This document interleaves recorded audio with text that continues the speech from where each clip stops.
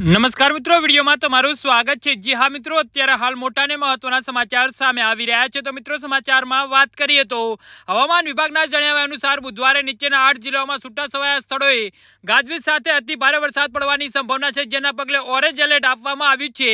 જી હા મિત્રો, અત્યારે હાલ મોટા અને મહત્વના સમાચાર સામે આવી રહ્યા છે।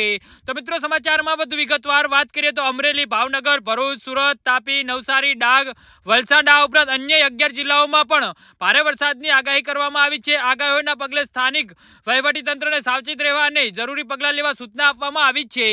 જી હા મિત્રો, અત્યારે હાલ મોટા સમાચાર સામે આવી રહ્યા છે।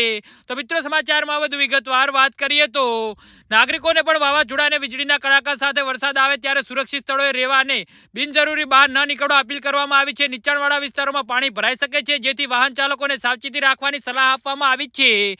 જી હા મિત્રો, તો આના વિશે તમારું શું કહેવું છે તો નીચે અમારી કમેન્ટ બોક્સમાં જરૂરથી જણાવજો અને અમારી યુટ્યુબ ચેનલને સબસ્ક્રાઇબ કરવાની ભૂલતા નહીં। વિડીયો પૂરો જોવા બદલ તમારો ખૂબ ખૂબ આભાર।